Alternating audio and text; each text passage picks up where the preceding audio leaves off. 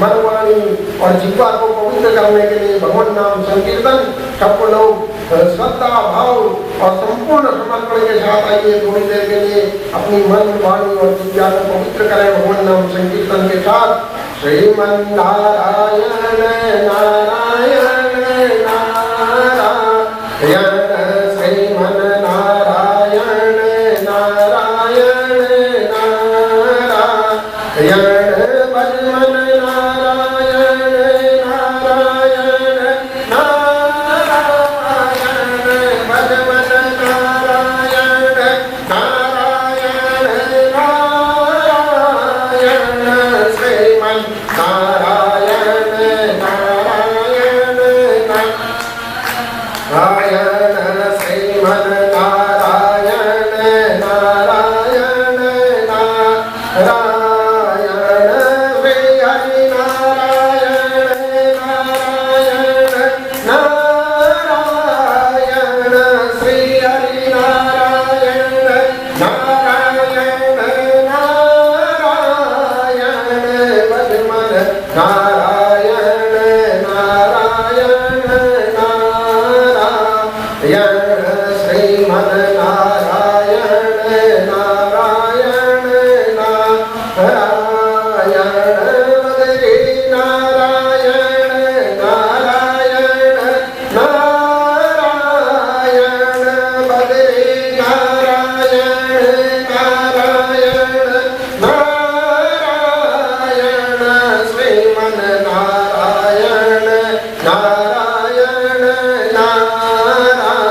नारायण भजमन नारायण नारायण नारायण सूर्य नारायण नारायण नारायण सूर्य नारायण नारायण नारायण श्री हरि नारायण नारायण नारायण भजमन नारायण नारायण नारायण। बोलिए श्री पुराण पुरुषोत्तम भगवान की जय। नारदो वाचा यमोवाच वाच श्रुत्वा वचनं हरिं शरणागतोऽधिपतितं मध्यमांसे तपोनितः।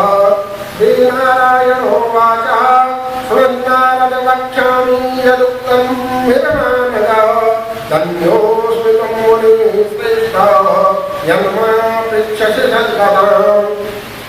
पुण्य पवित्र बद्रिकाश्रम क्षेत्र में भगवान नारायण नारद जी को जिस प्रकार से कथा आगे सुना रहे हैं, उसी प्रकार की कथा को नैमिषारण्य के पुण्य तीर्थ पे सूत जी सोनकादि ऋषियों को, और जब पांडवों को वनवास हुआ तो पांडवों को कष्टों को दूर करने के लिए जब भगवान नारायण उनके पास पहुंचे तो उनको उसी कथा को सुनाते हुए कह रहे हैं कि क्या कह रहे हैं, कहने लगे कि जब अधिक मास ने अपना सारा दुख भगवान के सामने प्रकट किया तो कहने लगे कि अधिक मास फिर से भगवान की प्रार्थना करते हुए कह रहा है, कहेंगे पाई पाई जगन्नाथा पाई विष्णु जगतपते उपक्षसे कथम नाथा शरणमुपागता। अधिक मास फिर भगवान से प्रार्थना करते हुए कह रहा है कि हे प्रभु, हे जगत को उत्पन्न करने वाले एकमात्र साधन, कहने लगे हे विष्णु, हे जगतपते, आप मेरी रक्षा कीजिए, आप मेरी रक्षा कीजिए। हे नाथ, मैं आपकी शरण में आया हुआ हूँ, आज में आप मेरी उपेक्षा नहीं कर सकते हैं क्योंकि आप शरणागत की रक्षा करने वाले हो। आपका संकल्प है कि जो कोई मेरे शरणागत में आता है उसको मैं अभय वरदान देता हूँ, तो अपना संकल्प पूर्ण कीजिए और मेरी रक्षा कीजिए। इस प्रकार कामते हुए बार बार रोते हुए अधिक मास भगवान नारायण के चरणों में वैकुंठ के पुण्य तीर्थ पे भगवान नारायण के चरणों में गिर पड़ा। भगवान उसे दुखी देखकर थोड़ी देर के लिए शांत हुए और फिर उसे उठाते हुए कहने लगे कि मुझे तुम्हारे कष्ट को दूर करने का थोड़ा सा कोई विचार समझ में नहीं आ रहा है। थोड़ी देर के लिए भगवान योग निद्रा की ओर जाते हैं, ध्यानस्थ अवस्था में पहुंचते हैं और फिर कुछ देर क्षण मात्र के लिए शांत होकर अधिक मास से भगवान कहने लगे, क्या कहने लगे, क्या कि वत्स योगियों में भी जो दुर्लभ है उस गोलोक धाम में हम भगवान श्री कृष्ण के उस पुण्य पवित्र धाम को चलते हैं जो योग योगियों के लिए भी दुर्लभ है। भगवान गीता में अपने धाम की परिभाषा बताते हुए अर्जुन को कह रहे हैं कि न तद्भाष्यते सूर्यो न शशांको न च पावक यद कर्तेन तद्धाम तद्धाम परमं मम। कि न तो वहाँ सूर्य पहुँच सकता है, उस पुण्य पवित्र धाम पे सूर्य की गति भी वहां तक नहीं है, चंद्रमा पावक अग्नि किसी की भी कोई गति नहीं है, जो योगियों के द्वारा भी दुर्लभ है। कहने लग गया ऐसा पुण्य पवित्र मेरा वो गोलोक धाम है। तो भगवान अधिक मास को वहीं ले जाने के लिए कह रहे हैं, पुण्य पवित्र गोलोक धाम को हम चलते हैं जहाँ पुराण पुरुषोत्तम भगवान श्री कृष्ण अपनी गोपियों के साथ नित्य विहार करते हैं, जहाँ रोज नित्य रास होती है, नित्य भगवान अपनी योगियों के साथ विहार करते हैं। शरद पूर्णिमा के चंद्रमा के समान अति सुंदर रूप वाले करोड़ों कामदेवों के लावण्य के करोड़ों करोड़ों कामदेवों के समान जिनकी शोभा है, ऐसे भगवान श्री कृष्ण कहने लगे पीताम्बर धारण करने वाले, वैजंती पुष्पों की माला धारण करने वाले, वनमाला से विभूषित उत्तम वस्त्र और आभूषण धारण करने वाले ऐसे भगवान श्री कृष्ण के लोग गोलोक धाम को हम चलते हैं। और आपको एक बात बताऊं, जब सुखदेव जी ना माँ के गर्भ से निकले, अवधूत थे, साक्षात ब्रह्म निर्गुण निराकार ब्रह्म में चिंतन करते थे सुखदेव जी। उन्हें नहीं पता था सगुण साकार भी कोई चीज होती है, वो निर्गुण निराकार ब्रह्म के परम उपासक थे। और माँ के गर्भ से निकले और सीधा तपस्या के लिए चल पड़े। व्यास भी पीछे से रोकते हुए कह रहे हैं कि हाँ पुत्र रुक जा, हाँ पुत्र रुक जा, लेकिन उनको तो कोई चिंता नहीं है, वो तो चले गए ब्रह्म का चिंतन करने के लिए।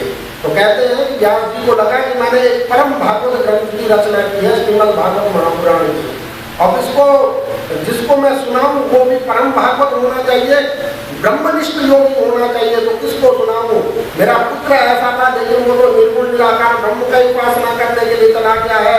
तो व्यास जी ने एक तरकीब अपनाई, उन्होंने अपने शिष्यों को एक एक श्लोक सिखाया, एक दो श्लोक सिखाए भागवत जी के, और कहा कि जहाँ सुखदेव तपस्या कर रहे हैं ब्रह्म की, वहां जाके आइए। तो एक सुंदर श्लोक श्रीमद् भागवत महापुराण का सिखाया, भगवान की बाल लीलाओं का वर्णन करता हुआ व्यास जी ने अपने शिष्यों को सुनाया। और वो शिष्य वहां जाते हुए कह रहे हैं, कहेंगे वरा पीडम नटवरवपु कर्णयो कर्णिकारं विप्रदवासं कनककपिशं वैजयन्तीं जमानं गन्धर्ववेणुं रदरसुदया पूरयन्नोऽपि वृन्दं वृन्दारण्यं स्वपदरमणं प्राविशद्गीतकीर्ति।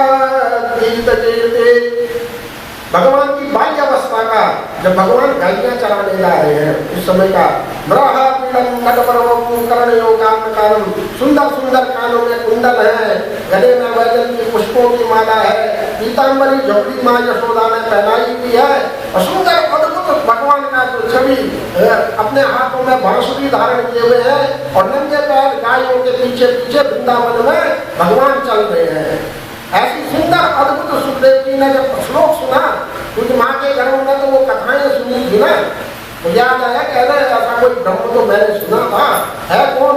फिर याद आया माँ के घर में पिताजी ने जो कथाएं सुनाई थी, ये तो उन्हीं भगवान श्री कृष्ण की छवि है। लेकिन अब मन में एक विचार भी उत्पन्न हुआ सुखदेव जी के, जब मैं तो निर्गुण निराकार ब्रह्म का उपासना के लिए निकल गया हूँ, अब मैं कैसे वापस जाऊँ? तो व्यास जी समझ गए कि मेरे पुत्र के मन में अभी भी संशय है इस कथा को सुनने के लिए। तो एक और श्लोक सिखाया अपने शिष्यों को। क्या श्लोक है? कहने लगे कि श्रीमद् भागवत का ये श्लोक है कि अहो बलीयं स्मनकालकूटं जिज्ञासया यज्ञप्यदेव शास्त्री, कि कहने लगे कि भगवान कितना दयालु है। अहो बलीयं स्मनकालकूटं, कहने लगे उस पूतना को भी भगवान ने वो गति दी जो माँ यशोदा को दी, जो अपने स्तनों पे कालकूट नामक विष लगा के भगवान को मारने के लिए आई थी। उस यशोदा उस पूतना को भी भगवान ने वही गति दी जो माँ यशोदा को दी। तो ऐसे दयालु की शरण में न जाके हम किसी और की शरण में भटके तो हमारे से ज्यादा मूर्ख कौन हो सकता है।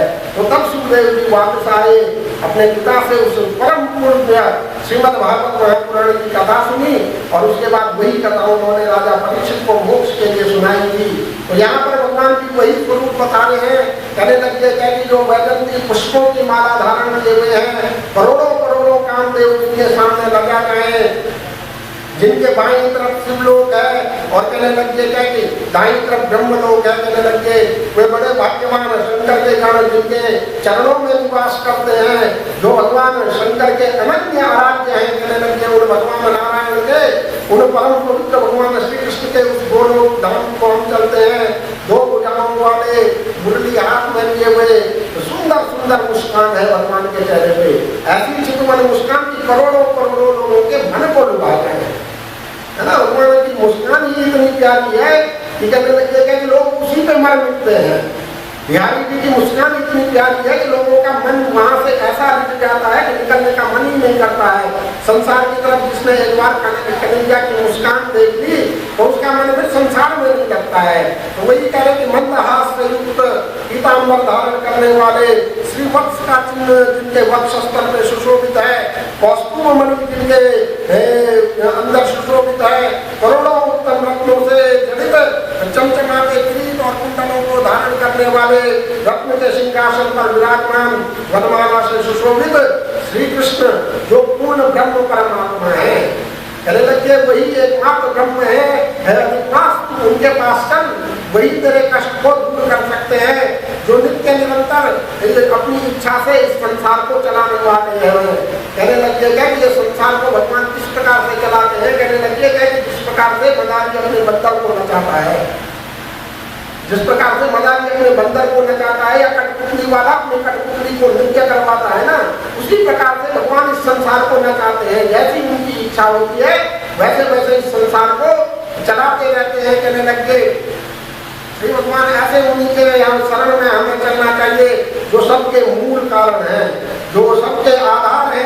कहने लगे जो भक्तों के ऊपर दया करने वाले हैं उन्हीं भगवान श्री कृष्ण की हमें शरण में चलना चाहिए, जो निष्क्रिय है, विकार रहित है, परिपूर्ण है, समस्त देवताओं के भी देवता है, जो परब्रह्म परमात्मा है, उन्हीं भगवान श्री कृष्ण की शरण में हमें चलना चाहिए, जिनके दर्शन मात्र से, जिनके नाम के स्मरण मात्र से कहने लगे कि मनुष्य जन्म संसार का बंधनों से मुक्त हो जाता है। क्या कहा कि यस्य स्मृता जना मुक्ता तभी यज्ञ क्रियावशु, जिनके नाम स्मरण मात्र से तप यज्ञ जप सब परिपूर्ण हो जाते हैं। केवल एक भगवत नाम स्मरण हो जाए तो सब परिपूर्ण हो जाता है।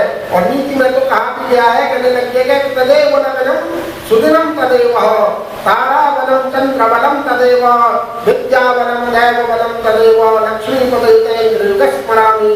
कहने लगेगा कि हम हर चीज के लिए मुहूर्त निकालते हैं ना, ये अच्छा मुहूर्त होना चाहिए। नीति कहती है कि वो लग्न सबसे अच्छा लग्न है, वो दिन सबसे अच्छा दिन है, वो समय सबसे अच्छा समय है। उसी समय तारा बल, चंद्र बल, जो भी बल निकाले जाते हैं मूर्ति के लिए, वो बल सब पवित्र हो जाते हैं जिस क्षण हमारे हृदय में भगवान का स्मरण हो आता है। जब हम भगवान का स्मरण कर लेते हैं तो उससे पवित्र समय और हमारे जीवन में कोई हो ही नहीं सकता है। हमारी जिह्वा के द्वारा अगर सबसे पवित्र कोई कर्म होता है तो वो एकमात्र क्या है, भगवान नाम इस जिह्वा से निकलता है। अन्य नहीं तो हम मनुष्य जैसे मेहनत करता है, गधे अपनी भाषा में गाते हैं, वैसे हम भी सारा जीवन ऐसी विलाप में निकाल देते हैं। लेकिन इस जिह्वा का एकमात्र पवित्र कर्म कोई है तो वो सिर्फ ये है कि इससे भगवान नाम संकीर्तन होता है। तो वही अधिक मास को समझाते हुए भगवान नारायण कह रहे कि हमें उन्हीं की शरण में चलना चाहिए। वो सब सिद्धों के स्वामी हैं, संपूर्ण सिद्धि के अवशेष है। कहने लगे माया से रहित ईश्वर निर्गुण निराकार भी वही है और सगुण साकार ब्रह्म भी वही है। वो आदि पुरुष है, अव्यक्त है, अनेक है। कहने लगे अनेक रूप रूपाय विष्णवे प्रभु विष्णवे, जो अनेक है, अनेक होते हुए भी वो एक है। कहने लगे अनेक देवताओं के द्वारा, अनेक एक मंत्रों के द्वारा जिनकी स्तुति की जाती है और जिनकी स्तुति करते करते जब वेद थक गए तो अंत वो वेद कह रहे हैं कि वेद ही। कहने लगे कि जो अंत में ना इति करते हुए जिनकी समाप्ति नहीं हो सकती है जिनके गुणों की, वेदों ने यहाँ पर उनकी स्तुति समाप्त कर दी कि जिनके गुणों का, जिनके नाम का, जिनकी लीलाओं का कोई अंत नहीं हो सकता है, वो ना इति वही परमात्मा है। कहने लगे वो नित्य स्वरूप है, अद्वितीय शांत स्वरूप है, भक्तों को शांति प्रदान करने वाले ऐसे परमात्मा के स्वरूप है। कहने लगे उन्हीं भगवान श्री कृष्ण की शरण में हमें चलना चाहिए। वो शांति प्रिया शांत और शांति से परायण को विष्णु भक्त हैं, उनके ध्यान करने योग्य है कहने लगे। हमें उन्हीं भगवान की शरण में चलना चाहिए, वो एकमात्र श्री कृष्ण भगवान है कहने लगे। अपने गोलोक धाम में वो निवास करते हैं, नित्य प्रतिदिन वही रास इत्यादि लीलाएं करते हैं और अपने भक्तों को उस परम सायुज्य मुक्ति देते हैं उसी स्थान में जाके। भगवान के भक्त तो यही चाहते हैं ना कि हम गोलोक धाम पहुंचे। उनके लिए तो मुक्ति भी कोई बड़ी चीज नहीं है, मुक्ति को वो दासी समझते हैं, क्योंकि मुक्ति होगी तो आप बिल्कुल ब्रह्म में चलेंगे। लेकिन गोलोक धाम में आपको भगवान की नित्य प्रतिदिन लीलाएं दिखाई जाती है, भगवान अपनी लीलाएं नित्य दिखाते हैं। तो भगवान के जो परम पवित्र भक्त होते हैं वो चाहते हैं कि हम भगवान के गोलोक धाम को पहुंचे। इस प्रकार से श्री नारायण बोले कि ऐसे परम पवित्र जो भगवान श्री कृष्ण है, हमें उन्हीं की शरण में चलना चाहिए। इधर सूत जी महाराज सोनकादि कृष्णों को कथा सुनाते हुए कह रहे हैं कि उस परम पवित्र भगवान के परम धाम को वो चलने लगे और अनेक लीलाओं के वर्णन करते हुए भगवान नारायण अधिक मास को भगवान श्री कृष्ण के परम धाम को लेके चले गए। इससे नारायण पुराण है पुरुषोत्तम मास महात्म्य में पंचम अध्याय श्री भगवान नारायण अर्पणमस्तु। और इसके साथ आपकी कथा को विराम दें। भगवान नारायण वैकुंठ लोक से अधिक मास को भगवान श्री कृष्ण के गोलोक धाम को लेके चले गए हैं। कल भगवान से पुरुषोत्तम मास का पहली बार मिलन होगा, भगवान उसको अपना नाम देंगे, उसको सबसे पवित्र कर देंगे जिसको सबने नकार दिया था। देखो भगवान इतने दयालु हैं, जिनको सब नकार देते हैं उसको भगवान अपने पास रख देते हैं और उसको सबके परम पवित्र कर देते हैं। आपने भगवान शिव के माथे में चंद्रमा देखा होगा ना, कैसा चंद्रमा है? वो पूर्णमासी का तो चंद्रमा नहीं है ना, दूज का चंद्रमा है, द्वितीया का चंद्रमा है ना, जिसको सबसे निकृष्ट माना जाता है, जिसको देखना भी जो दिखता ही नहीं है। लेकिन वो जब भगवान शिव के सिर का आभूषण हुआ तो वो परम पवित्र हो गया, सबसे ज्यादा पूजनीय हो गया। तो जो जिसको सारा संसार त्याग देता है, अगर वो भगवान की शरण में चला गया, इन कथाओं से क्या पता चलता है? यही तो इन कथाओं का ज्ञान और सार है कि हम संसार से बहुत ज्यादा इच्छाएं न करें, क्योंकि संसार से जितनी ज्यादा इच्छाएं करेंगे वो कभी पूरी नहीं होगी। आज तक एक आप देख लीजिए पूरे संसार को, कि आज तक संसार विश्व पूरा किसी को नहीं मिला है। आज तक कोई व्यक्ति ये कह सकता है कि उसको संसार के सारे सुख मिल गए हैं? कोई नहीं कह सकता है। किसी के पास हो सकता है धन बहुत अधिक हो, लेकिन उसके पास शरीर अच्छा नहीं होता है। किसी के पास शरीर बहुत अच्छा रहता है, उसके पास धन नहीं होता है। किसी के पास धन और शरीर है, लेकिन उसको भोगने वाला नहीं है, क्षमता नहीं है। कुछ ना कुछ संसार से कुछ ना कुछ कमी रहती है। लेकिन जिसको परमात्मा मिले उसको कभी अधूरे नहीं मिले भगवान। सोई जानते हो दीन जनाई, जो तुम जाने तुम्हें हो जाएगी। जो तुमको जानता है वो तुम्हारे समान ही हो जाता है। तो इसलिए ये कथाएं हमको यही ज्ञान देती है कि संसार से कम मोह को अगर प्रेम ही करना है तो उस शाश्वत तत्व से प्रेम करें ना, तो भगवान श्री कृष्ण से प्रेम करें, जो हमारी इस संसार की भी इच्छाएं पूर्ण कर सकते हैं और अपने परम पवित्र धाम का भी हमें अपने परम पवित्र धाम को भी पहुंचा सकते हैं। तो यही इन कथाओं का सार है। आज की कथा को यहीं पे विराम दें।